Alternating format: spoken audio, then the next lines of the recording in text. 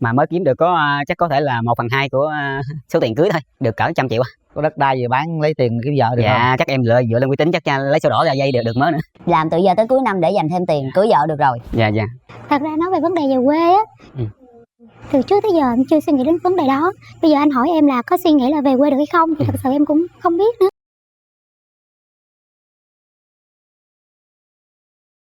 Nguyễn Văn Cho, năm nay 32 tuổi, quê ở Bạc Liêu. Và hiện tại thì công việc thì làm nhân viên ngân hàng ở chi nhánh Bạc Liêu. Bạc Liêu luôn? Dạ, ở Bạc Liêu. Nguyễn Văn gì? Dạ, Nguyễn Văn Cho, CSO. Là Cho đó Cho. hả? Không có nhận đó hả? Dạ. Được ha, tên nó thấy hấp dẫn liền ha. Rồi, mời em gái. Nhà gái. Dạ em chào chị Ngọc Lan, chào anh Quyền Linh, chào khán giả và chào bạn Nam.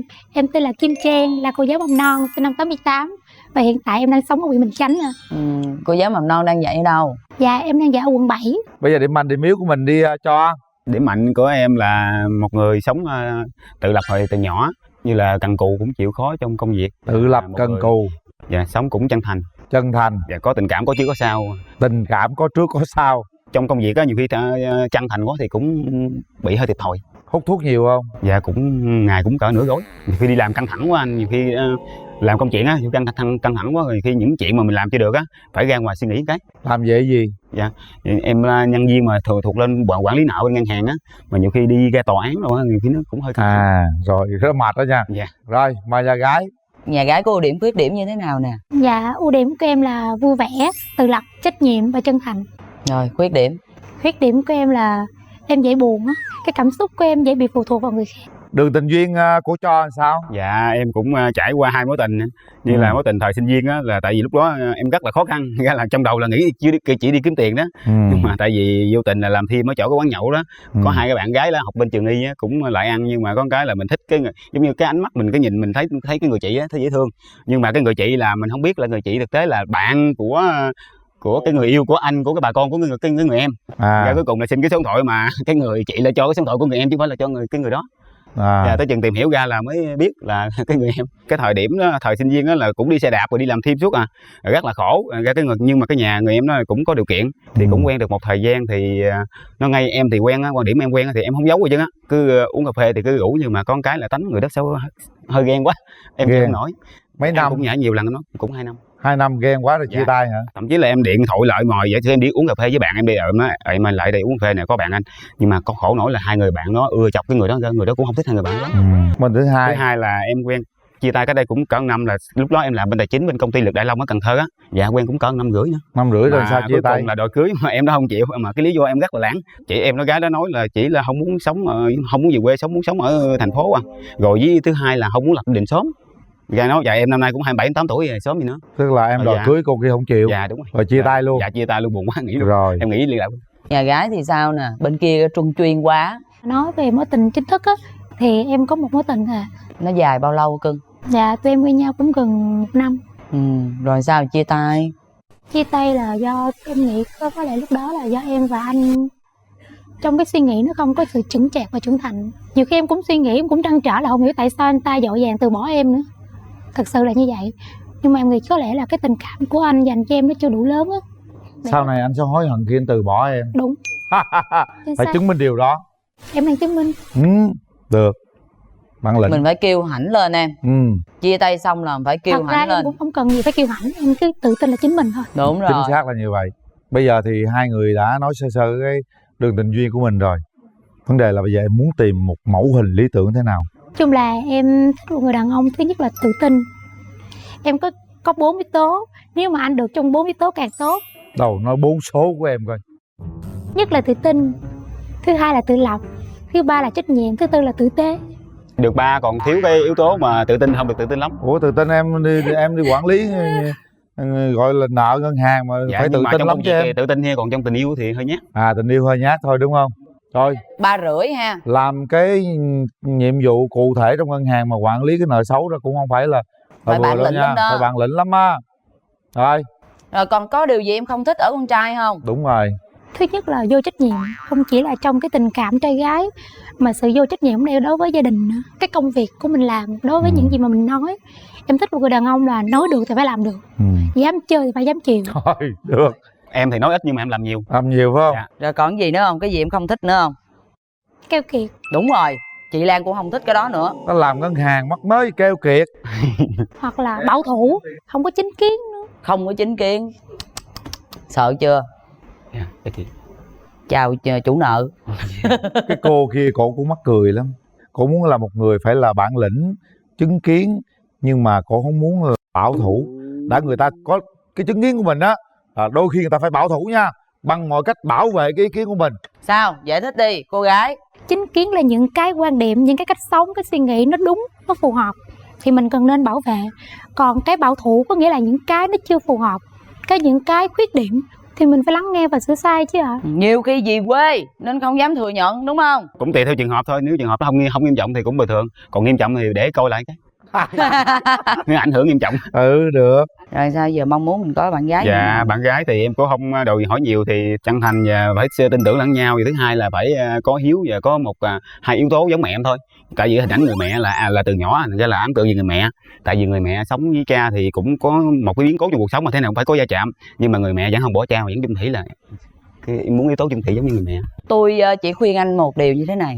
Tại vì cái thế hệ trước á, nó cũng khác với lại cái thế hệ bây giờ. Môi trường ngày xưa nó cũng khác môi trường bây giờ. Em chỉ mong muốn thôi chứ đừng kỳ vọng mong muốn. Và đừng đặt để cái người bạn gái của em y chang như mẹ của mình. Và phải có cái sự bao dung và tha thứ giống như mẹ của mình. Khó à? Dạ không, cái đó em mong muốn thôi chứ.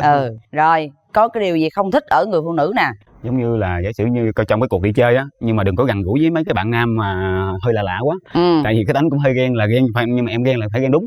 Muốn đi uống nước với nam là phải nói ở sự đi với ai bạn bè để tiểu học hay là phổ thông gì đó thì em sẵn sàng, nhưng mà không nói mà đi tình cờ em thấy cái là nó hơi khó chịu. Khó chịu rồi mình làm cái gì nè? Dạ khó chịu thì mình cũng phải thông báo cho, hay là mai mốt là đừng đi gì nữa. Tại vì mà đi thì phải thông báo thưa anh đi uống nước với bạn học rồi đó, rồi ok vậy thôi. Không thích người ta ghen. Mà mình cũng thật ra nói về cũng ghen quá cha người ta đó. Em đi với ai?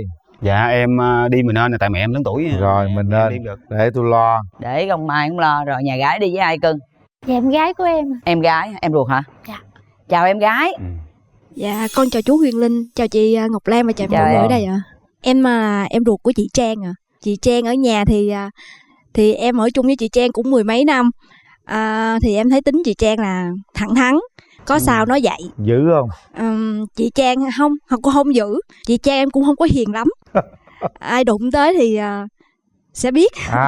Em thấy là anh với chị cũng có nhiều điểm hợp nhau. Anh cũng chân thành, em thấy là anh cũng có trách nhiệm với tự tin. Thì hai anh chị cân nhắc. Ok. Rồi bây giờ cho đôi trẻ gặp nhau thôi. Mở rào. Bắt đầu đi cho.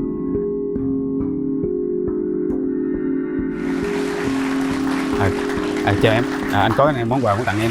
Thì món quà thì theo thông điệp món quà thì màu tím thì tượng trưng cho sự sắc son và thủy chung. Thì anh cũng hy vọng được như thế. Em cũng gửi ra gạch tặng món quà.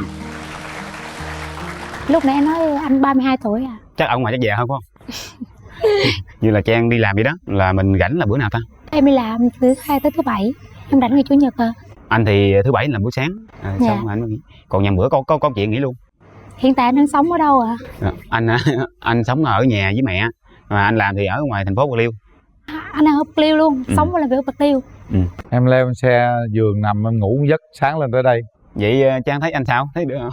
Thấy mẫu anh người á, đúng mẫu người em không? Chân chất, mộc mạc, thật thà. Anh đã nói rồi là cái quan điểm đó là kỳ gắn liền với con người của anh. Anh sống là rất là chân thành, ra mấy ship thương lắm. Bây giờ em chứng minh cho nhà gái biết đi. Dạ. Em đã chuẩn bị gì để lấy vợ? Theo em á thì em còn mẹ già, ra là muốn Trang có thể là xuống dưới sống, hay là ý Trang muốn sống ở trên đây. Có anh hai cũng ở gần đó mà cũng hơi khó. Giờ vợ nếu lấy vợ về cho vợ làm gì có tiền hay thế nào đưa ra? Mầm non thì em thấy cũng dễ sinh, tại vì trường dưới nhiều lắm. Ở dưới là nó có cái trường tư rất là nhiều. Nội mà vòng thành phố Bạc Liêu không là có chục trường đó. Mà anh thấy cũng dễ sinh. Ra tại vì mẹ anh rất là tin tưởng anh. Anh là người tự lập từ nhỏ, và mẹ anh thì không có cờ bạc hết trơn á, là chỉ đi làm kiếm tiền thôi. Anh thì giờ là anh phải nuôi mẹ và nuôi đứa cháu nữa. Điện nước gì đó lặt vặt đó là anh, giống như anh là cũng là một cái người đàn ông của gia đình. Tại vì nấu ăn anh cũng vẫn biết, mà đi mua đồ ăn anh vẫn biết luôn. Bây giờ lấy vợ về là vợ nhà đi dạy mầm non. Dạ. Em vẫn đi làm ngân hàng đúng không? Dạ. Mà mới kiếm được chắc có thể là 1/2 của số tiền cưới thôi, được cỡ 100 triệu. Có đất đai gì bán lấy tiền kiếm vợ được không? Dạ chắc em dựa lên uy tín chắc lấy sổ đỏ ra dây được mớ nữa. Làm từ giờ tới cuối năm để dành thêm tiền cưới vợ được rồi. Dạ. Thật ra nói về vấn đề về quê á, Từ trước tới giờ em chưa suy nghĩ đến vấn đề đó. Bây giờ anh hỏi em là có suy nghĩ là về quê được hay không thì thật sự em cũng không biết nữa.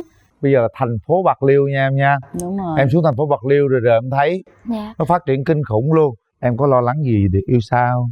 Dạ không, tại vì em thấy làm cũng nhàn rồi, thế yêu xa thì nếu mà tin tưởng nhau thì được thôi, chứ không gì. Rồi, ok, hai người tiến gần lại nhau nào, nắm tay nhau. Thật ra yêu xa cũng có thú vị của yêu xa.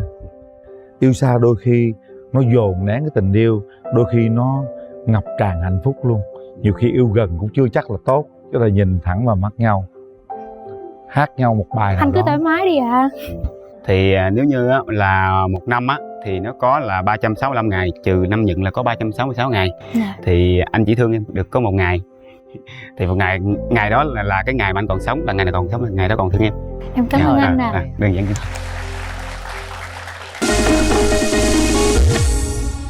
Nhiệm vụ của các bạn bây giờ là nhắm mắt lại, cảm nhận lại tất cả những gì chúng ta đã trao đổi trên sân khấu này và chúng ta đưa ra quyết định. 1 2 3. Chúc mừng. Tôi rất là lo lắng. Đã hẹn hò nào nắm tay nhau. Tôi cứ sợ là cô gái không bấm nút không à. Bây giờ thì một nụ hôn đầu tiên. Cho anh xin phép hôn em. Thơm quá. Thơm quá hả? Thơm quá. Hay, cũng hợp lý rồi. Em đều nói chuyện được hết. Yên tâm đi, bạn gái giờ chưa có bạn trai mới nói vậy, mới thích đi với bạn bè nhiều, chứ phụ nữ nó biết mà. Trời ơi, có bạn trai rồi đi đâu muốn Đi chơi chung mình uống sườn với anh, trời ơi gì đâu. Hay giờ mình đi chơi là mình đóng cửa mình thích thu. Bây giờ mình đi theo mình làm vui lòng bạn gái đuổi mình về bán cơm. Đâu về là ta. Lúc đó không được về, chứ làm gì? Lê lết mà đi đằng sau điếc đi theo. Em tên là Nguyễn Cao Chính. Năm nay em 26 tuổi và hiện giờ em đang sinh sống và làm việc tại Biên Hòa, Đồng Nai. Công việc giờ của em hiện giờ đang là bán cơm. Công việc làm gì em? Bán cơm sườn chị ơi. Ồ. Bán cơm sườn bạn bán hay là bạn nướng sườn hay là bạn làm nước mắm sườn? Em kiêm hết đầy đủ luôn ạ. Làm đủ hết. Vâng. Chủ quán luôn. Vâng. Bữa nào ghé ăn ha. Chủ quán bán cơm sườn xin kính chào bạn bên kia. Rồi. Tới phiên mình nè. Em xin kính chào hai anh chị MC. Xin chào bạn ở phía bên kia bức rèm. Em tên là Nguyễn Thị Kim Chi. Năm nay em 26 tuổi. Em đang là giáo viên của trường Trung học phổ thông Gia Định, quận Bình Thạnh. Quê em ở Bình Thuận. Có hay ăn cơm sườn không? Thỉnh thoảng. Thỉnh thoảng. Có thích nấu ăn không? Có biết nội trợ không? Dạ biết. Em sẽ làm được cái khâu nào trong cái quán bán cơm sườn? Dạ khâu bán cơm sườn em làm được khâu tính tiền.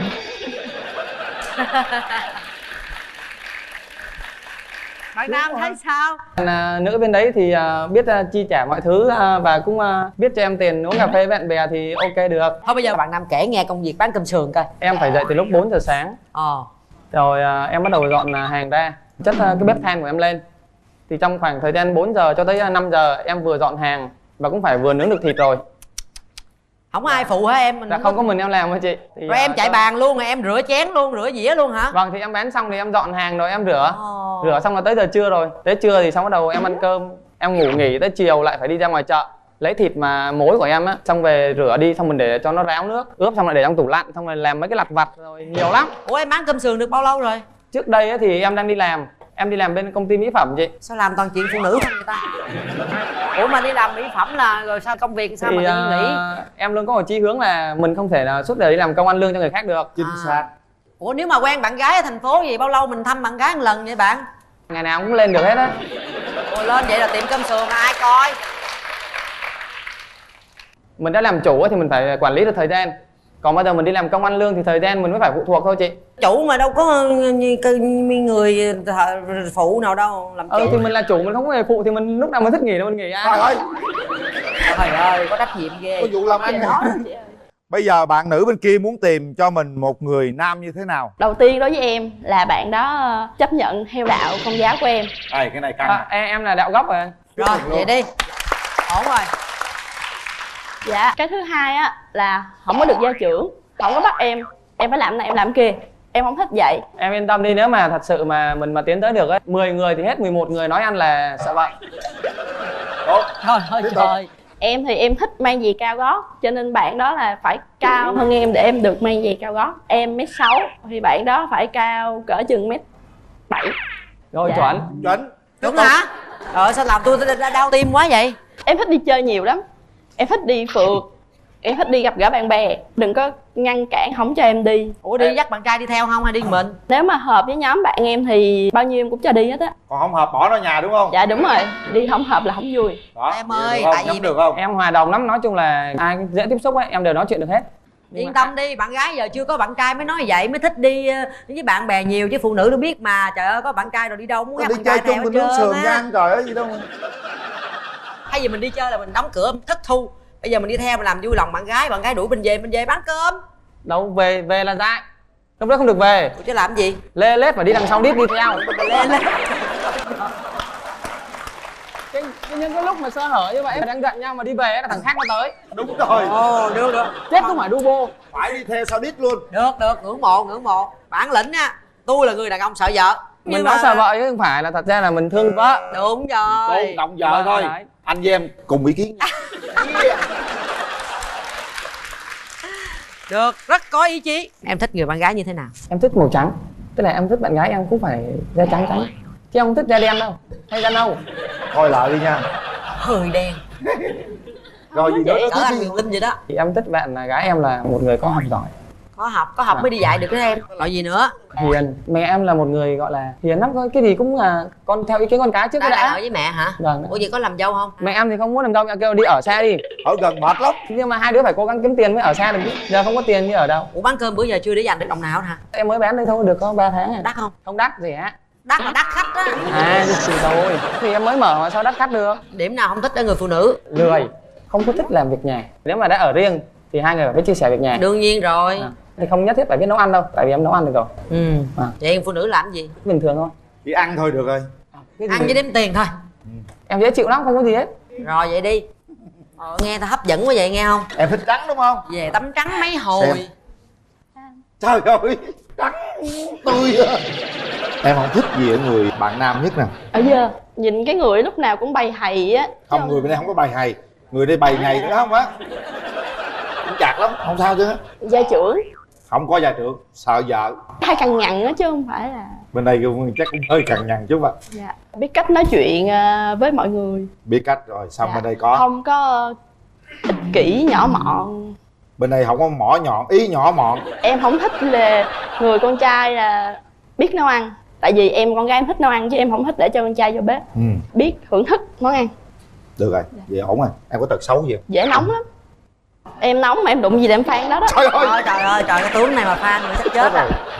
Cái gì mà không vừa ý em, nếu mà em phản ứng liền thì có nghĩa là em đang tôn trọng cái người đó. Còn nếu mà nói cái gì mà không vừa ý em mà em tức mà em im lặng em bỏ đi, có nghĩa là người đó đối với em không có là cái gì hết giá trị. Dạ đúng rồi. Thôi, đó giờ có khi nào em đánh người yêu em lần nào chưa? Dạ chưa. Chửi chưa? Dạ chưa. Phan cái gì chưa? Dạ rồi. Cái phan mới ghê đó. Cái đấy em cũng sợ ấy. Gặp cái gì phan cái đó cũng căng lắm. Bạn nam có đi với mẹ đúng không? Dạ. Dạ chào cô. Em đây là mẹ của em Chính. Thì nãy giờ cô ngồi nghe bé gái này là nói chuyện, cô có ngại gì không cô? Không, đấy là em cũng thích là cái tính thẳng thắn như vậy. Dạ. Tính của mình làm sao thì mình cứ nói thật, nói thẳng ra để cho đối tượng mình biết là mình như vậy có thể chấp nhận được hay không. Thì mình chấp nhận được thì mình phải chịu tiến thôi, tới ha? Em theo ý kiến của con trai mình. Theo em thì em cũng không thích tính phụ nữ mà nóng nảy quá như vậy. Có thể mình nóng nhưng mà mình phải biết lúc nào mình cần nóng, nhưng mình không nên phang đồ như vậy. Tại vì đồ như vậy là do ai sắm ra? Do hai vợ chồng làm ra tiền sắm ra. Mà mình cứ phang như vậy rồi mình lại phải đi sắm lại. Nếu cái gì mình đã không bằng lòng với nhau thì mình nên ngồi để cùng nhau hòa giải, cùng nhau nói chuyện. Không sao hết, vấn đề này là mình mua đồ trong nhà đồ cũ hết. Giải quyết rất là êm đẹp. Cá tính mạnh thôi chứ thật sự nói cho tiền mình sắm ra mà đôi khi cũng nóng. Nhiều khi muốn giục nhưng mà lựa, phải lựa coi. Lúc đó phải lựa. Cô đó cá tính bản lĩnh đấy. Rồi cảm ơn cá cô. tính vừa vừa thôi. Tại vì cái đồ em làm cơm ấy toàn rau không. Nóng cầm rau một phát một thì thôi xong luôn. Thế bạn nữ hôm nay mình có đi với ai không? Nói thôi chứ khi về tiếc tiền với phụ nữ mà. Bạn nữ có đi với người thân nào không? Dạ hôm nay có hai dì của em với lại có bạn em theo. Em xin chào anh Huyền Linh, chào chị Cát Tường, chào mấy khán giả xem đài. Với Chi ở nhà thì Chi rất là giỏi, Chi ngoan lắm. Các cô, các đồng nghiệp ai cũng thương. Tính nóng thì em chưa thấy bao giờ. Tại vì Chi nói là nói xa vậy thôi, chứ em thật sự là chưa thấy Chi nóng như vậy. Chị thấy bạn bên đây thì cũng được, cũng đẹp trai, cũng hiền lành. Dạ, Lanh quyết định là do ở con. Dạ, cảm ơn chị. Cuối cùng thì quyết định vẫn là quyết định hai vẫn trẻ. là do hai trẻ ha. Rồi, bình tĩnh nha. Nào, kéo mặt lên. Bạn trai bên đây rất giỏi nha. Nào, hai bạn gặp nhau đi. Xin chào bạn. Mình lên đây có món thuốc hè. Giờ gặp nhau rồi bạn thấy mình như thế nào? Nói chung là nhìn thấy anh cao, em cũng thích người cao nhưng mà ốm quá à. Từ từ đi về nuôi thì nó mập ra. Em nãy em nói là không có gia trưởng, nhưng mà giờ ở trên đây thì nói không chưa quen thì anh nói là anh không có gia trưởng anh này kia, nhưng mà Không, thật sự là không gia trưởng thật. Chắc Không gia trưởng. Còn đi chơi nếu mà mình quen thì người yêu mình đi chơi với bạn bè, nhưng mà không cho đi riêng. Tức là chẳng hạn như ở đi riêng với một người con trai này, bảo hôm nay em đi với bạn này ở trong đồng nghiệp với em là con trai, rồi bạn ấy tới chở, ai sao chấp nhận được. Nhưng mà bảo em đi theo nhóm, rồi em đi xe em rồi con bé kia chở em, ok. anh nói chuyện anh nhìn em được không, chứ anh đừng có nhìn ở phía bên kia. Không phải đâu, nhìn em đau sợ nhìn lắm. anh mà anh Người phụ nữ hơi bị cá tính, đôi khi đàn ông nhút nhát chút xíu.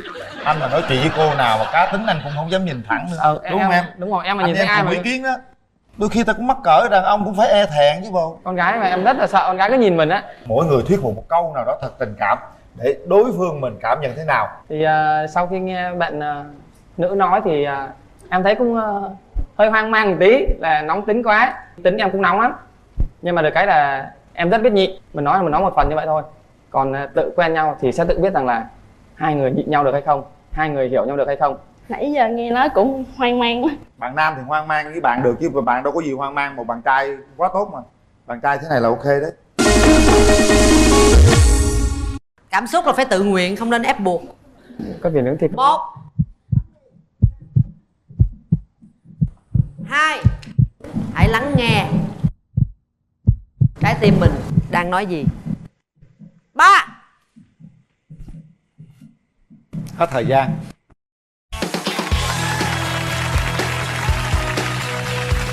Chưa có gì luôn á. Anh xin lỗi, tại vì nãy anh hiểu Lộn lộn chuyện, trước. bởi vì cái nói chuyện Dạ chưa đau có. lòng đó vẫn là chưa có. Dạ chưa, À. chỉ có một mối tình chia Mà tay là sao tới bây giờ. mà sao ở tới một mối tình nó sâu đậm không, sao không đi tới hồi kết em? Dạ thì xong lúc đó em đi làm thì chia tay anh ấy, xong thì em về quê thì phụ ba mẹ rồi chăm sóc hai em có tới bây giờ luôn, là không thời gian chăn nuôi thì nó từ sáng tới chiều nên là không có thời gian mà mình đi tìm hiểu bên ngoài nữa, không có sáng tới chiều là hết ngày rồi. Vậy hả? Dạ. Là coi như là thiếu cái sự dung quén trong tình yêu. Dạ. Rồi như vậy thì mình đã có kinh nghiệm đó, rồi sau này cái mối tình thứ hai đã đến đó, mình có tích cực dung quén hơn không? Dạ có ạ. Có hả? Cho anh một chút lòng tin. Bây giờ mình quan điểm về gia đình đi, mình cần có gia đình, cần cái gì ở gia đình, mình cần chăm sóc thế nào, Anh thể nói có cho gia nghe. đình đó là để mà phát triển kinh tế. Như anh vừa chia sẻ, anh bán cà phê, rồi nếu như anh thường xuyên bỏ mối để lan tỏa rộng ra, rồi anh đi như vậy đó, phải có người trụ ở nhà, rồi anh mới thành lập được một cái cơ sở, thì phải có người đứng bán tại nhà, cũng như có người làm nội tướng cho anh. Anh muốn đến với hôn nhân để phát triển luôn cả kinh tế, hai cái nó cắt bước song hành, anh rất hy vọng ở điều đó. Cho nên cái nhịp đầu tiên anh mới hỏi em đó là mỗi mà hai đứa mình đều có hai cái hướng nghiệp độc lập với nhau, ai sẽ từ bỏ cái mình đang khó để đến hy sinh cho người kia. Anh không phải nói để cho em đánh một cái ván cược, mà là để mình suy nghĩ sâu về cái điều này thôi. Hiểu ý của anh. Nếu em là một người vợ thì em sẽ làm gì trong gia đình? Em nói cho bạn trai biết đi. Bên kia và toàn thể quý cô chú anh chị có mặt trong sân khấu ngày hôm nay. Rồi, ngồi đi con. Chào nhà trai. Mời nhà gái.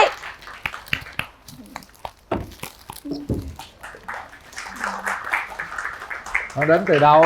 Con đến từ Sóc Trăng. Con Sóc tên Trăng. Trương Minh Tuấn, đến từ Sóc Trăng. Con tên là gì? Trương Minh Tuấn. Trương Minh Tuấn sinh năm mấy? Sinh năm 1987. 87. Dạ. Là nay nhiêu tuổi rồi ta? Năm nay 38 tuổi. 38 gần 40 ha. Dạ. Rồi, con làm công việc gì? Con hiện tại đi kinh doanh tự do. Kinh doanh cụ thể gì? là buôn bán cà phê hạt và bột. Bán cà phê. Dạ. Được á. Cà phê hạt và bột luôn đúng không? Dạ. Rồi, Minh Tuấn sinh năm 87, quê Sóc Trăng, kinh doanh. Rồi, mời nhà gái giới thiệu về mình ạ.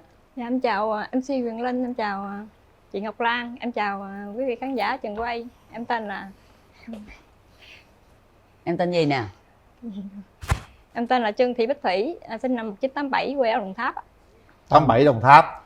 Hiện tại là Thủy đang ở đâu? Dạ em ở Đồng Tháp luôn ạ. Đang sinh sống tại Đồng Tháp luôn. Mình đang làm công việc gì? Dạ, hiện tại làm chăn nuôi, thú y. Chăn nuôi, thú y. Dạ. Là mình đi từ Đồng Tháp lên đây để mà mình ghi hình đó hả? Dạ đúng rồi. Em đi từ khi nào?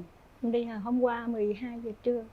Ủa Thủy làm thú y là làm bác sĩ hay là Dạ làm kỹ thuật viên thú y ạ. kỹ thuật viên, tức là mình vô chăm sóc cho thú cưng mình này kia là được luôn đúng không? Chắc là dạ gia em súc chỉ hả? chuyên về bên chăn nuôi heo thôi ạ. Chỉ có heo thôi hả? Dạ. Tức là Thủy là kỹ thuật viên, là mình gọi là thú y, là tức là mình chích heo này kia phải không con? Dạ chích heo rồi chăm sóc Chăm heo, bệnh đỡ đồ đẻ này. heo. Chăm bệnh cho heo này kia đó hả? Dạ. Bây giờ heo ở mình, tôi đi thăm mấy cái trại nuôi heo nè, nuôi heo là chăm sóc rất kỹ, còn hơn người luôn. Heo là nằm máy lạnh không, Dạ. bác sĩ tới tận chuồng luôn, đo huyết áp mỗi ngày luôn. Còn mình bệnh mình phải đi bác sĩ. Mình bệnh mình phải tới mình đo huyết áp chết. Còn bây giờ heo mà nó còn được đo huyết áp, thiệt heo giờ nó sướng của mình luôn nội ơi. Rồi nuôi được nhà có nuôi heo không Thủy? Dạ có, hiện tại em đang chăn nuôi ở nhà. Nuôi mấy con? Dạ lúc trước thì ít, tăng đàn lên khoảng 50 heo nái, mà bây giờ thì đang giảm đàn, chỉ buôn bán ở nhà thôi. Nuôi 50 con heo nái luôn hả? Dạ. Có nuôi con heo nọc nào không? Dạ không ạ, chỉ là mua tinh giống về gieo thôi. Vậy hả? Ủa heo nọc với heo nái là khác nhau cái gì chú? Rồi, nọc là chữ nọc khác chữ nái nó khác Thì nhau đúng, vậy. thì biết rồi. Heo nọc là heo nọc ở dưới miền quê á, là thường nếu người ta nuôi nhiều con heo nái thì người ta phải nuôi con heo nọc. Heo nái là heo cái hay là heo đực? Nái là con cái, heo nọc là con heo đực. Đó biết rồi. Heo nọc là nó nhảy nọc. Dạ. Là nó gieo giống đó. Đúng không? Đúng không em? Dạ. Nói vậy cho nó dễ hiểu. Nó làm ta có bầu đó. Đúng không? Còn bây giờ là không có nuôi, lấy giống là lấy làm sao? Dạ mình đặt thì người ta giao tới chỗ. Nọc mà cũng giao tại chỗ luôn hả? Rồi bơm vô đúng không? Dạ đúng rồi. Vậy chứ không phải vậy, không cần con heo đó nữa hả? Dạ không, mình đặt tinh giống thì người ta giao tới thì mình gieo. Rồi hiện đại quá ta. Vậy là bây giờ nuôi heo giờ là phát triển lắm nha. Đàn heo nái chưa được sung sướng gì hết trơn, đẻ rồi. Bây giờ ta gọi là làm IVF. Đúng rồi. Heo mà cũng thụ tinh ống nghiệm nữa. Thiệt thì giờ tôi mới hiểu luôn á. Rồi cảm ơn, đó là mình giao lưu về mặt nghề nghiệp ha. Bây giờ mình nói về chuyện tính cách đi. Dạ. Bây giờ nè Tuấn, mình có ưu điểm gì khuyết điểm gì? Ưu điểm của em là hòa đồng, hoạt bát. Rồi khuyết điểm là đôi khi nó hơi vội vã, nó giống như phần nóng tánh vậy đó, nhưng mà chỉ là hy vọng mau có kết quả thôi, chứ không phải là nóng tánh là kiểu hơn thua. Vội vã đó hả? Vội vã dữ không? Một chút ít. Chút ít hả? Dạ. Cái đó là do tính cách của mình mà. Do gì quá nhiệt tình. Rồi. Dạ. Cái tật xấu có không Tuấn? Tật xấu thấy trên cơ bản em không có ít tật xấu. Không có tật xấu đúng không? Dạ. Rồi. Tại vì không đam mê cái gì quá sâu. Dạ. Luôn tự Hút kiềm thuốc chế bản thân. Không có. Hút thuốc thì chỉ trên phương diện bắt buộc phải xã giao, bởi vì mình kinh doanh buôn bán á, đôi khi cần phải gieo cái thiện cảm với khách hàng thì phải mời qua mời lại những điếu thuốc để xã giao thôi. Ha? Dạ. Chứ không có nghiện. Không nghiện tốt. Nhậu nhẹt có không? Bia thì uống gây ảnh hưởng sức khỏe quá cho nên cự tuyệt với nó. Rồi cự tuyệt luôn. Dạ. Bên nhà trai tôi không có cái gì tật xấu hết trơn á. Mà Sao nhà gái vậy? Nhà gái có tật xấu gì không? Dạ em chưa không có. Nhà gái có ưu điểm và khuyết điểm như thế nào nè? Biết nấu ăn, chăm chỉ, chịu khó, biết quan tâm chăm sóc gia đình. Còn khuyết điểm? Khuyết điểm thì có lẽ là em hơi cầu toàn một chút. Ví dụ như làm những việc gì em thấy nó phải chỉnh chu thì em mới cảm thấy nó... Bên kia hơi vội vàng, bên đây hơi vội vã. Người ta cầu toàn. Cầu toàn hả? Dạ. Rồi đường tình duyên mình sao nào Tuấn? Dạ em có một mối tình rất đẹp, nhưng cái định mệnh lại không mỉm cười với mình. Trời ơi. Dạ. Tội nghiệp không? Cái gì? Sao vậy, em kể cái mối tình của em thử coi. Chuyện nó đã kết thúc hai năm nay rồi, nhưng mà đó là câu chuyện bi kịch. Chỉ sợ ảnh hưởng đến bầu không khí của mọi người thôi. Không sao, cứ kể em. Mình kể rút kinh nghiệm. Em chào mà. chị. Chào em. Dạ. Mối tình sao bi kịch. Bi kịch sao? em sẵn Cỡ quả kèm quýt luôn. kèm lại cảm xúc của em gửi tặng chị. Để Trời mà ơi, đây cà cái phê gì? do em chính tay tự sản xuất tự làm. Trời ơi, cảm ơn em. Dạ, Chị hiện tại thích giờ cà em phê đang lắm. kinh doanh cà phê. Trời Dạ. ơi, Dạ, con cũng xin gửi thơm tặng quá. chú Quyền Linh. Trời ơi, cảm ơn Đặng con. lấy lại tinh thần. Trời ơi, tôi và mê cà phê dữ trước khi dằn. nhắc lại cái câu chuyện buồn của em. Tôi đang theo dõi câu chuyện tình Ờ. Lâm Thi Bi Đát. Gãy đưa luôn cà phê luôn, tôi quên luôn Dạ, câu chuyện em tình xin luôn. phép em kể với, Rồi. tụi bây giờ em mình quen quên nhau được chuyện 5 cà phê năm. đi. Em chỉ có duy nhất một mối tình Ừ. sâu lắng trong trái tim mà quen nhau được 5 năm. Trời ơi. Rồi cô ấy đã qua đời. Cho nên cái hồi kết nó không có được đẹp. Quen nhau mấy năm tôi? 5 năm. Sao Em cô- xuất phát từ trong môi trường học thể thao. Cô ấy là người rất là năng động, cũng là đờn ca tài tử, rồi Kim luôn chơi thể thao rất là khéo. Rồi em cũng tham gia vô. Rồi trong suốt quá trình 5 năm ấy, tụi em trải qua rất là nhiều sóng gió, vui có buồn có. Rồi đến khi tình cảm chín mùi á, thì em xác định là cưới cổ. Rồi cổ nhận lời cầu hôn. Rồi sau đó thì 2 tháng sau phát hiện bệnh ung thư rồi qua đời. Rồi em lúc bấy giờ thì cổ không có nói lên cái sự thật. Em cứ nghĩ là người ta phản bội. Nhưng em âm thầm theo dõi. Rồi bẵng đi một thời gian chừng nửa năm em mới gặp lại thì phát hiện cổ đã xuống sức. Và em những tháng ngày còn lại đó thì em nhiệt tình chăm sóc, dẫu biết rằng con số sẽ bằng không. Chia buồn với em. Dạ. Ôi, thật ra cũng thấy cô gái ấy bất hạnh quá. Khi đã được một cái người yêu thương rồi, đã gần đến gọi là con đường hạnh phúc rồi. Dạ đúng. Chẳng may bị bệnh. Và đó là số phận ha. Chia buồn với Ban em. đầu gia đình cũng không có đồng ý. Rồi Ừ. em thuyết phục được cả mẹ luôn. Chính cổ là cổ và mẹ đã cùng chở nhau đi mua cái nhẫn cưới và đeo bông cho cổ. Qua đó mới thấy được em là một người rất là trung tình, trung thủy đó ha, biết trước biết sau. Thôi câu chuyện nó qua lâu Dạ. rồi mà Tuấn ha. Mấy năm rồi em? Mất cách đây hơn 2 năm rồi chị. Hơn 2 năm rồi.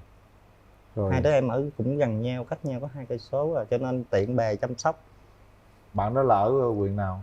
Ở lúc đầu thì xuất thân quê ở Dần Đề, nhưng mà sau này cổ định cư tại trung tâm thành phố Sóc Trăng luôn. Rồi em ở thành phố Sóc Trăng luôn. Em ở phường 4. Rồi, Dạ. ok. Thôi bỏ qua chuyện đó đi ha. Em xin phép. Cũng chúc mừng rằng em đã có một cái cuộc tình rất là đẹp, để Trong lại tương cho lai em hả? rất là nhiều những cái ký ức đẹp. Dạ, đúng. Hai bạn đã có những cái khoảng thời gian rất đẹp với nhau. Đó cũng là một cái điều để khiến mình vui mà, đúng không em? Dạ. Mình cứ nghĩ tới những cái điều vui đi đã, để cho cuộc sống của mình lúc nào nó cũng tươi mới hết ha. Rồi chia sẻ với em nha. Cảm ơn chị. Rồi bây giờ là nói cho ông Mai với bà Mối biết rằng là em muốn có người yêu như thế nào. Gu của em á? Gu sao? Người phụ nữ thì em không cần phải đẹp tuyệt vời, chỉ cần là âm thanh tiếng nói có vẻ dịu dàng, rồi nụ cười tươi. Âm thanh tiếng nói dịu dàng, nụ cười tươi. Chỉ nhiêu là đủ rồi. Tại vì theo quan điểm của em á, một người phụ nữ mà có nụ cười duyên dáng đó thì họ không bao giờ là xấu cả. Nụ cười thế kia là đâu có duyên dáng không? Phải không chị? Có thấy ghê không? Có điệu ghê không? Chỉ cần vậy thôi đúng không? Dạ. Rồi vậy để chứ nó quạo dữ lắm luôn á. Vậy đó coi kìa, thấy chưa? Rồi nhà Đâu? gái hồi nãy có nghe được nhiều về câu chuyện của nhà trai không? Rồi đó là những cái gì mà nhà trai đã trải qua. Còn với mình thì sao? Đường tình duyên mình như thế nào? Thì em chỉ cũng có một cái mối tình kéo dài cũng gần 3 năm.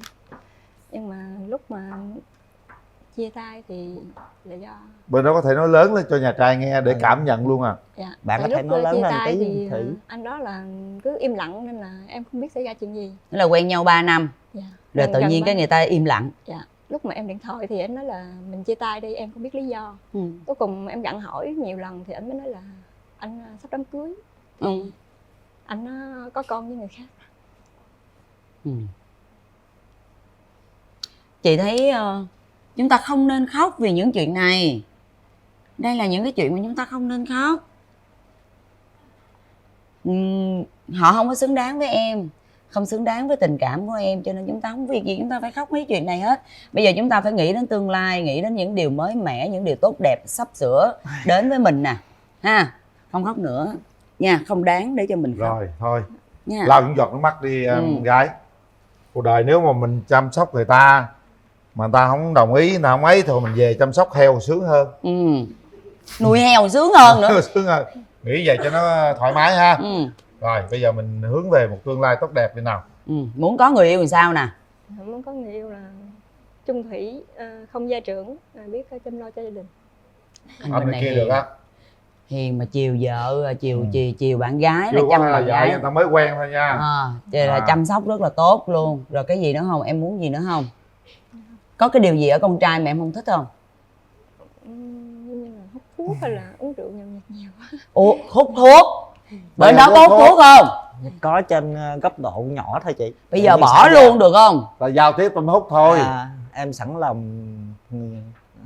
lòng bỏ vì đã có bạn gái làm cái động lực cho em. Đúng rồi, hút thuốc không có tốt cho sức khỏe. Dạ rồi phải. Con cái rồi này nọ cũng không tốt nữa. Có nhậu không? Không. Đó, được. Ngon lành. Giờ hôm nay là bạn gái đi với ai nè? Em đi với chị Hai ạ. Đi với chị Hai. Dạ, nhờ chị Hai cầm mic ra chúng ta giao lưu chút xíu ạ. Cứ ngồi đi chị Hai.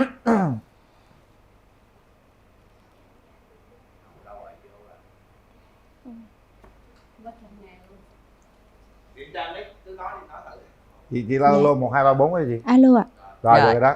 Dạ em chào anh Quyền Linh, chào chị Ngọc Lan, chào bạn Nam và quý vị khán giả đây ạ. Chào nhà gái.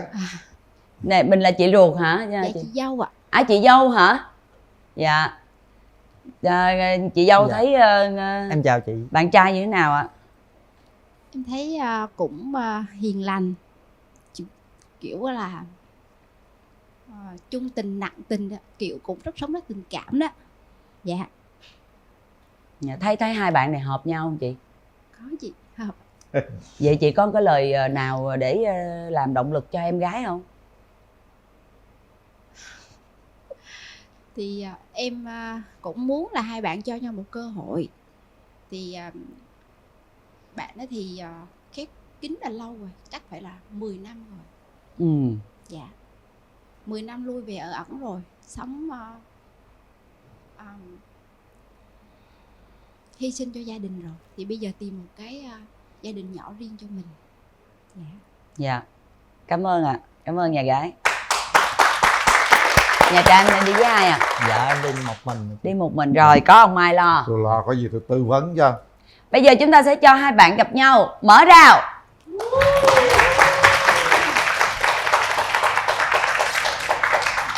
Rồi, Tuấn bước tới Tuấn. Em thích để em trước hả? Dạ không, tại nó rớt luôn chứ. Ấy ra cũng được.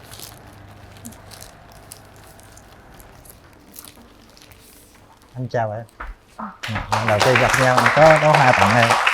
Em cảm ơn. Và bánh đặc sản của quê anh, Sóc Trăng. Dạ em cảm ơn. Chị cầm cho. Anh xin phép về vị trí nha. Chưa chưa. Nếu về vị trí chứ. Anh chưa được về vị trí đâu anh. Dạ em có món quà anh tặng. Anh cảm ơn em.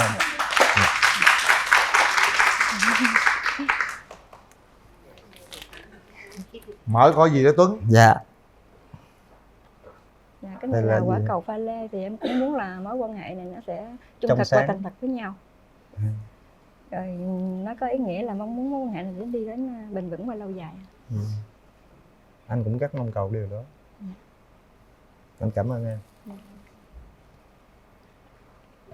Rồi bây giờ chúng ta về vị trí nào. Dạ.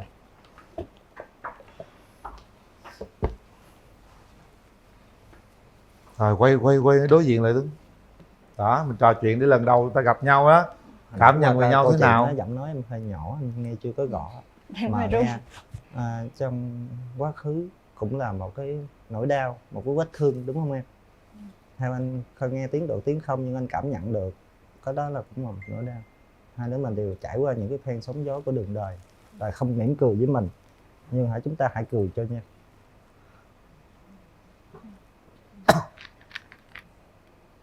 Công việc của em là làm bác sĩ thú y hả? dạ.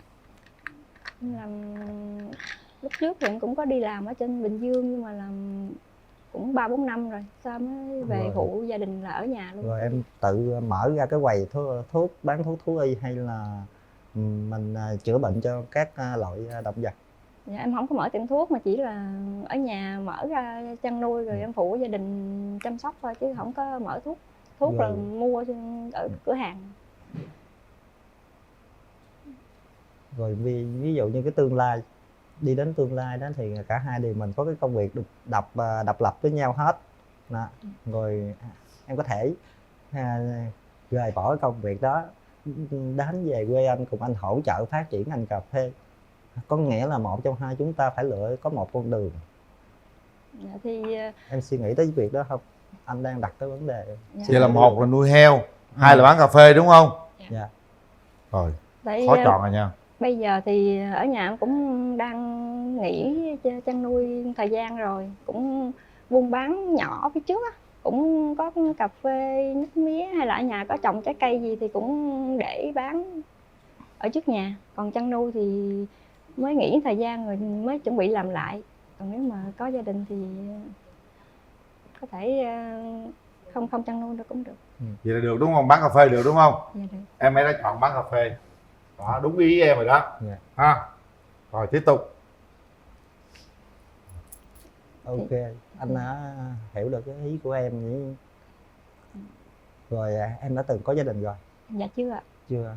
Dạ chưa. Chưa, ta chưa có gì luôn á. Anh xin lỗi. Tại vì nãy anh hiểu là Lộn câu người chuyện trước. bởi vì cái chuyện Dạ chưa đau có lòng đó thì vẫn là chưa có. Dạ chưa. À. Chỉ có một mối tình chia Mà tay là tới bây giờ. mà sao ở tới một mối tình nó sâu đậm không? Sao không đi tới hồi kết em? Dạ thì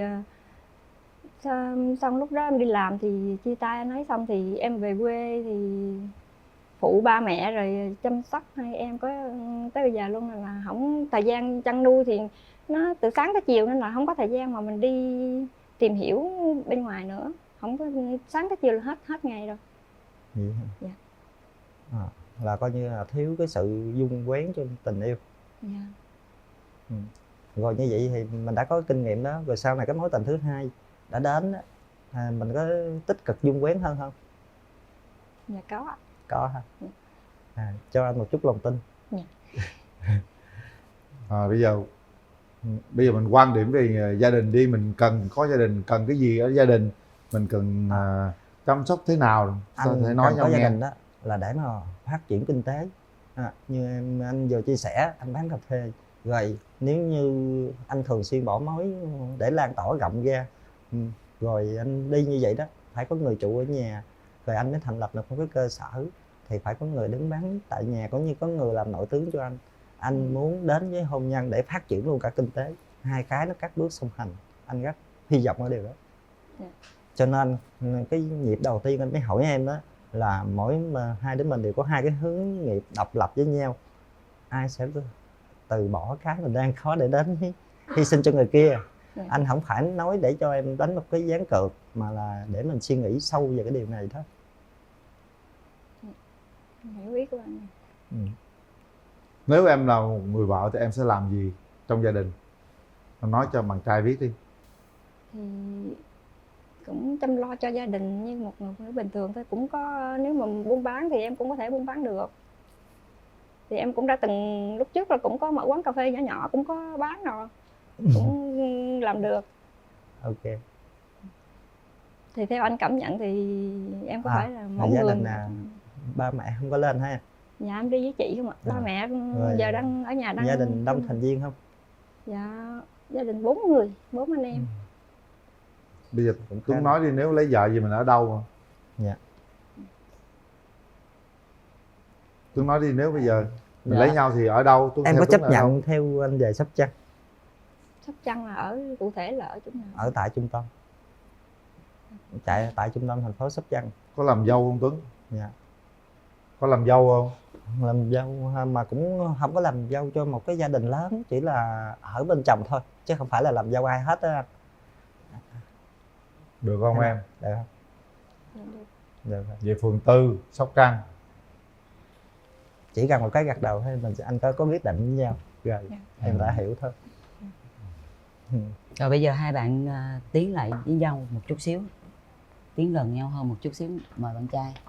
Dạ. Hay. Chúng ta nắm tay nhau nè, cảm nhận về nhau nè. Đây là những cái giây phút chúng ta cảm nhận về nhau, xem là tình cảm của chúng ta nó có đúng hay không nè. Rồi chúng ta bàn sâu hơn về chuyện của gia đình, của con cái, của vợ chồng. Nếu là vợ chồng thì các bạn sẽ làm gì cho nhau? Các bạn nói đi. Anh làm gì cho? Tôi đến quê chỉ sợ thì nếu mình có cơ hội thì mình tìm hiểu. Anh đang lo vấn đề em không thấy rời xa những cái gì em đang có. Anh cũng cảm thấy tiếc cho em, chứ không phải là ép nói ra để tạo cái áp lực trong tình yêu, không phải gì. Bởi vì tuổi của mình sắp bước vào giai đoạn trung niên, mình phải nên xem xét vấn đề này tỉ mỉ tí em. Nhưng nếu vậy thì hai bạn bàn kỹ hơn, nhiều hơn về Nhưng vấn đề trước mắt tương mình lai. vẫn cho nhau cơ hội, thời gian này không đủ để cho mình trao đổi. Vẫn cho nhau cơ hội để mình thảo luận thêm, bàn bạc hơn. Đôi khi mình mới đưa ra cái quyết sách cái mình tuyệt phẩm nhất để thôi mình hối tiếc. Em đã hiểu. Bây giờ ta thích là ta cầu hôn luôn á. Không thể đánh mất cơ hội ngay bây giờ, nhưng còn cần phải bàn bạc thêm. Rồi bây giờ chúng ta giả định đi. Giả định là hai bạn hẹn hò với nhau, kết hôn với nhau. Rồi còn thì... cái điều kiện thăm viếng nhau. Đúng rồi, đó. Một cái vấn đề đó. Em chạy xe gắn máy được chứ? Dạ được. Vậy ok. Có gì cùng hỗ trợ anh được. Rồi còn anh chưa từng đặt chân đi tới Đất Đồng Tháp chơi một mình, có từng đi xuyên qua thôi, cho nên đất hơi lạ, anh hơi bỡ ngỡ. Mong ví dụ như ngày đó anh có đến với em chơi, mong em làm thổ địa dẫn đường anh. Rồi tự nhiên chưa dĩ chân buông tay ra vậy? Mình vẫn cứ nắm tay đi, cái khúc này nó quan trọng lắm. Rồi nói với nhau đi. Bây giờ giả sử hai bạn là vợ chồng, thì bây giờ người chồng muốn người vợ làm cái gì cho gia đình, và ngược lại người vợ muốn người chồng làm cái gì cho gia đình. Anh có thể làm cái gì cho gia đình, có quan tâm chăm sóc gia đình. Anh sống rất là dễ thấu hiểu người khác, thiên về nội tâm. Có thể chăm sóc được những cái tâm tư của người phụ nữ nhiều, hiểu cảm xúc của em được. Coi còn em thích đóng cái vai trò gì, điểm trội của em là những gì? Em biết nấu ăn. Nấu ăn. Anh thích phụ nữ nấu ăn lắm. Mà anh cũng có duyên với quen biết những người phụ nữ biết nấu ăn nhiều lắm. Rồi bây giờ bàn chuyện con cái đi. Hai bạn muốn con cái, thích con trai trước hay con gái trước? Rồi thích bao nhiêu đứa con? Nhà trai hỏi nhà gái trước thôi. Em thích con gì anh nhờ em chọn trước. Em thì sao cũng được. Anh thì đương nhiên cần có con trai, nhưng mà không hẳn là anh sẽ không thích con gái. Anh cần có con trai hơn. Thì bây giờ thí dụ như mà nhà gái chỉ đẻ được con gái thôi, không đẻ con trai được thì sao? Coi như mình què đi. Rồi giờ bàn chuyện kinh tế nè. Giờ ví dụ như hai người là vợ chồng đi, rồi kinh tế ai giữ?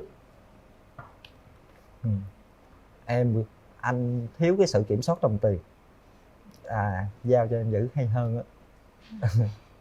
Anh làm ra giỏi nhưng mà giữ không hay. Rồi bây hát giờ bài cho vui đi Tuấn. Đúng rồi, hát bài cho vui đi, không khí trùng quá. Bài nhạc em xin nhờ đạo cụ và nhờ cái sự minh họa của người bạn gái. Minh họa có chuẩn bị kỹ càng. Bạn gái muốn gái minh họa. Đâu đạo cụ đó ạ? Có đạo cụ luôn hả? Có đạo cụ, ta xin đạo cụ rồi. Wow! Anh xin phép.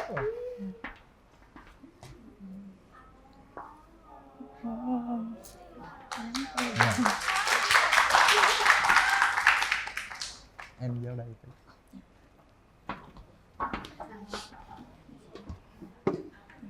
Anh xin đưa em về quê hương yêu dấu. Anh xin đưa em về quê hương tuyệt trần. Đèn trăng treo tốt trên cao, ánh sao chừng mưa ngọn nến, lập lè đom đóm hoa đăng rước dâu em đi vào làng. Em theo anh đi về quê hương ta sống. Em theo anh đi về quê hương mầm nồng. Đồng xanh như gái chưa con, lúa non xôn xao chào đón. Bầy chim nghệ sĩ khoe khoang thấy em đua nhau hòa đàn. Cảm ơn quý cô chú anh chị. Cái màn này là mình chuẩn bị trong bao lâu? Suy nghĩ và chuẩn bị trong bao lâu? Một ngày. Ngày trời đó, trời ơi trời. Sao chuẩn bị kỹ như vậy đó, em gái thấy sao, cảm xúc bây giờ em sao? Thấy bạn nam cũng chân thành, cũng em không biết nói gì. Ngại. Đứng vô chụp tấm hình coi, đứng hai người nắm tay đấy chụp tấm hình coi. nắm tay vô Tuấn. Đó, nhìn phía trước cười lên.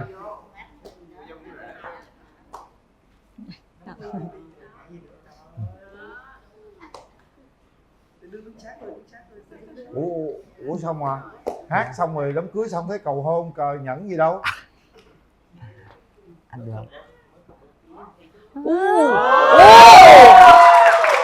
Biết rồi chứ là anh chị em sợ. Quỳ xuống chứ. Có luôn sao? Thầy lỏng à. Lần sau mình đổi lại anh đốt luôn á. Để em đưa lại cho. Đang này. Đang nhựa rồi. Cảm ơn em. Bông cưới. Rồi, trời ơi, chắc tôi bấm chuông luôn quá. Tay Vậy vô. anh cho tăng cân lên nha em ha. Anh thấy phụ nữ hơi tròn, bị anh đã quá ốm rồi. Em phải về, nếu thấy ốm em về phải chăm sóc Tuấn. Phải tăng cân hơn. Cảm xúc của em gái thế nào? Em có nghĩ rằng có một cái cảnh tượng như thế không? Dạ không. Có quá bất ngờ với em không? Dạ Bất có. ngờ lắm mà điều gì khiến em hoang mang hay là hồi hộp hơn?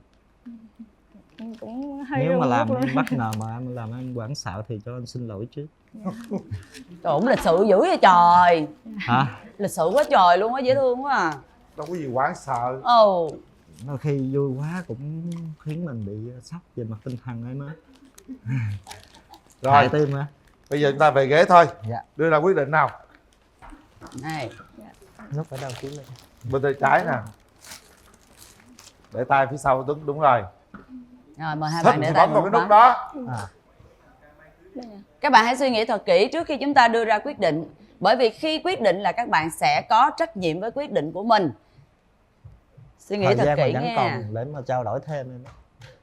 Em muốn trao đổi thêm hả? Không, thời gian sau khi hai đứa em Đúng cho nhau rồi. cơ hội cũng cần thảo luận. Đúng Em rồi. không muốn cho cổ bị thiệt thòi. Cái nút bấm này là Dạ. chúng ta trao cho nhau cơ hội, Cơ và hội sau trước. đó chúng ta sẽ có nhiều cơ hội và nhiều thời gian để chúng ta tìm hiểu nhau sâu sắc hơn.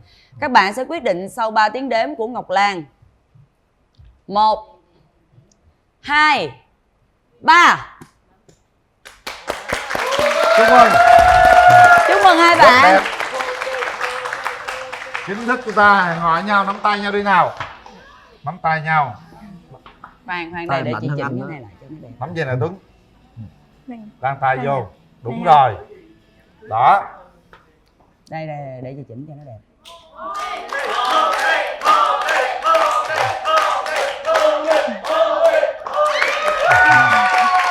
Cảm ơn chị Ngọc Lan. Rồi. Rất là đẹp luôn ha, dễ thương ha. Rồi nè, con này không đeo con đây, cái con gì đây? Con gì màu hồng vậy? Cái này cái trái hồi lô, hồi đó nó làm nghề tay trái, nghề thợ tiện đó. À. Do anh Thích Thăng tự làm như vậy. Dạ. Nó theo anh cả chục năm rồi, anh tặng nó cho em. Trời ơi, có nhiều mỏng lột em tặng hết. Đừng đâu đeo màu hồng chứ. Quá hạnh phúc rồi. Anh nghĩ rằng hôm nay em là người hạnh phúc nhất á. Chúc mừng hai đứa nha. Dạ. Ok. Đây sẽ là những phần quà từ chương trình. Có tình yêu rồi, có nhẫn cưới, có này kia rồi, giờ tới nước mắm. Đây là mặt nạ dưỡng da luôn thương hiệu mặt nạ tại Nhật Bản sẽ được gửi tặng nhà gái. Nước mắm nàng cơm, hương tinh túy vị 100 năm. Cảm ơn. Đây là bánh tráng Tân Nhiên, bánh tráng không cần nhúng nước. Quả cầu. Đó, cầu gì đó không biết. Cầu tình duyên. Đây Dạ, là em trà cảm ơn sâm chị. Ngọc Linh, một món quà sức khỏe xin được gửi tặng cho Rồi, hai bạn. cà phê. Ủa? Này của chú. Của chú hả? Dạ. À, quên. Chút xíu chú tặng lại rồi. Chúc hai đứa hạnh phúc nha. Dạ. Rồi bây giờ nắm tay xuống dưới tâm sự tiếp đi nào.